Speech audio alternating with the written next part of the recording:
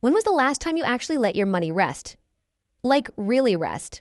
Not just letting it sit in a checking account earning 0.01% and calling it saving. Because let's be real, parking your cash where inflation eats it alive? That's not resting your money. That's neglecting it. Checking your portfolio every 20 minutes like it's a heart monitor. Not strategy. That's anxiety with a brokerage app. Jumping into whatever coin or stock is trending on Twitter because some guy with a rented Lambo told you to. That's not investing. That's gambling with extra steps. So today we're talking about something your money desperately needs, but you've never given it.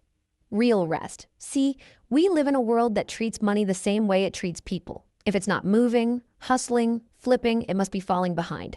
But here's what nobody tells you. The wealthiest people in the world didn't build their money by running it into the ground. They built it by putting it somewhere smart and then leaving it alone. Your money doesn't need a side hustle. It needs a hammock. And by the end of this video, you'll know exactly how to build one. Let's be honest about what most of us actually do with our money. We let it pile up in a checking account. And I get it. It feels safe there. You can see it. You can touch it. It's right there when you need it. But that money isn't resting. It's rotting.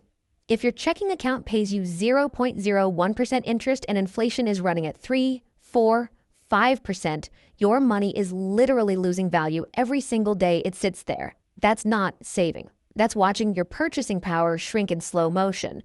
But then there's the other end of the spectrum. The people who think managing money means doing stuff with it constantly. You know the type. Maybe you are the type. Refreshing your brokerage app 12 times before lunch. Selling a stock because it dipped 2% on a Tuesday. Buying into the latest meme coin because your coworker's cousin said it's going to the moon. Moving money around from account to account. Platform to platform. Strategy to strategy. And at the end of the year, you've spent more on trading fees and stress than you've actually made. Here's the thing nobody wants to hear. All that activity, all that hustle, most of the time it's not helping, it's hurting. Studies have shown that the more frequently people trade, the worse their returns tend to be. Not because they're dumb, because they're restless. They can't leave it alone. They confuse movement with progress. And then there's the third group, the avoiders. The people who know they should be doing something with their money, but the whole thing feels so overwhelming that they just don't. They keep telling themselves they'll figure it out next month, next year, after they get that raise, after they pay off that one thing, and next month turns into next decade, and the most powerful force in finance, time, has been ticking away while they stood still. So whether you're neglecting your money, exhausting it, or avoiding it entirely, the result is the same. Your money never gets to do what it was designed to do. Work quietly, grow steadily, and compound over time. Your money is tired. Let's fix that. So what does it actually look like when your money rests properly? Here's the key idea. Real rest for your money isn't doing nothing. It's putting it in the right place and giving it the time and space to grow without you constantly poking at it. Think of it like planting a tree. You don't dig up the roots every week to check if it's growing. You water it, give it sunlight, and walk away. Let's go through the options. The emergency fund, your money's bed. Before your money can go anywhere, it needs a safe place to sleep. That's your emergency fund. 3 to 6 months of living expenses parked in a high-yield savings account. Not your regular checking account, a high-yield savings account paying 4, maybe 5%. This is your financial foundation. It doesn't need to grow fast. It needs to be there when life throws something at you. A medical bill, a car repair, a sudden job loss. This money isn't lazy. It's on standby. Think of it as your money lying in a hammock with one eye open. Relaxed, but ready. Index funds, the slow walk. If the emergency fund is your money's bed, index funds are the slow walk through the park. Not flashy, not exciting. Nobody's making TikToks about buying an S&P 500 index fund. But here's what they don't tell you in those flashy I turned $500 into $50,000 videos. The most boring investment strategy in the world has outperformed the vast majority of professional fund managers over the long term. Not over 1 year, not over 5, over decades. An index fund takes your money, spreads it across hundreds of companies and says, relax, we've got this. You don't have to pick winners. You don't have to time the market. You buy in regularly, that's called dollar cost averaging, and you let time do the heavy lifting. That's your money resting, and it's working harder than most people's money ever will. Dividend investing. Money that pays you to sleep. Now this one is my personal favorite concept to explain.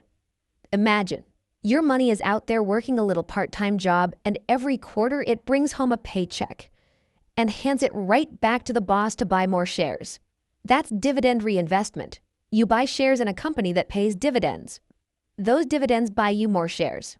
Those shares pay more dividends. Those dividends buy more shares. And it just keeps going.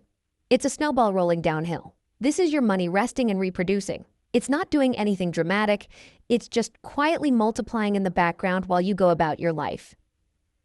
Bonds and treasuries. Sitting in silence. Bonds are the meditation of the financial world. Nobody talks about them at parties. Nobody brags about their treasury bill returns. But they serve a critical purpose. They're stable, predictable, and they balance out the volatility of everything else. Think of bonds as the part of your portfolio that sits in silence for 10 minutes while your stocks are out there having a panic attack. They don't make you rich fast. They keep you from going broke when things get rough. Boring? Yes. Important? Absolutely. Retirement accounts. Rest with a tax shield. Here's where it gets really interesting. Accounts like a 401k or a Roth IRA aren't just places your money rests.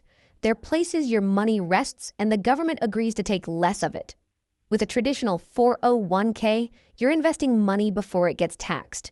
With a Roth IRA, you pay taxes now, but never again. Not on the growth, not on the withdrawals and retirement. Your money is compounding inside a tax-protected bubble. That's not just resting. That's resting in a luxury suite. Real estate.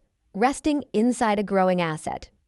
Whether it's owning a rental property or investing in REITs, real estate investment trusts. This is your money resting inside a physical asset that tends to appreciate over time while also generating income. A rental property pays you rent every month. A REIT pays you dividends. Meanwhile, the underlying asset is typically going up in value. Your money has a roof over its head, literally. The common thread through all of these? You set them up and you step back. You don't micromanage, you don't panic, you let time and compounding do what they do best. If resting your money is so effective, why doesn't everyone do it? Same reason people don't rest their bodies. It feels wrong. We've been wired culturally and psychologically to equate action with progress. If you're not doing something, you must be falling behind. And the financial world is the worst at this. Social media is full of people showing off their trading screens, flipping options, making it look like real wealth comes from speed and aggression. And it creates this feeling, this itch, that you should be doing more, that buy and hold is for people who don't know what they're doing, that if you're not actively managing every dollar, you're being irresponsible. But the data says the opposite. Study after study shows that passive investors, the ones who set up a strategy and leave it alone, tend to outperform active traders over the long run. Not because passive investors are smarter, because they're not sabotaging themselves with emotional decisions. Then there's FOMO, the fear of missing out. Your coworker tells you about some stock that went up 400% in a week.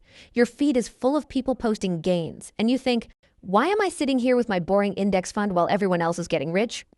But here's what you don't see. The losses. The people who bought at the top and sold at the bottom. The ones who put their rent money into a meme stock and can't make the payment this month. Survivorship bias is real. You see the winners because they post about it. The losers go silent. There's also the illusion of control. When you're actively moving money around, it feels like you're in charge. It feels productive. But feeling productive and being productive are two very different things. Sometimes the most productive thing you can do with your money is absolutely nothing. And finally, and this one's important, a lot of people don't start because they think it's too late. Or they don't have enough. They think investing is for people with 6 figures in the bank. But here's the truth. The best time to start was 10 years ago. The second best time is right now. Even small amounts consistently invested can turn into something significant over time. You don't need a fortune to start. You need a plan and the patience to follow it. All right, so how do you actually do this? Let me give you 4 practical steps. 1, schedule it. Just like you'd schedule a workout or a meeting, schedule your money's rest. Set up automatic transfers on payday. Every time you get paid, a portion goes straight to your investment account, your savings, your retirement fund, before you even see it. This is called paying yourself first, and it's the single most powerful financial habit you can build. When it's automatic, you remove the decision. You remove the temptation. Your money goes where it needs to go without you having to think about it. That's your money clocking into its rest shift like clockwork. 2. Protect it. Your money's rest is going to be interrupted. Life is going to throw temptations at you.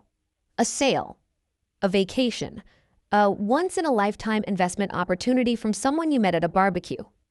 Protect your money's rest the way you'd protect your sleep. Create boundaries.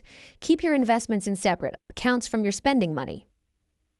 Give yourself a 48-hour rule before making any unplanned financial decision. If it still makes sense after 2 days of thinking about it, fine. But most of the time, that urgency fades. And so does the bad decision you almost made. 3. Experiment. Not every form of rest works the same for every person. And not every investment works the same for every financial situation.